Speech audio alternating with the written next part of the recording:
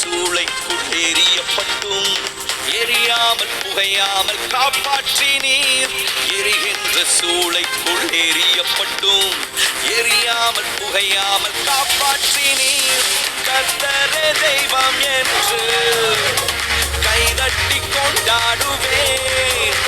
என் கர்த்தரே தெய்வம் என்று கைதட்டி கொண்டாடுவேன்.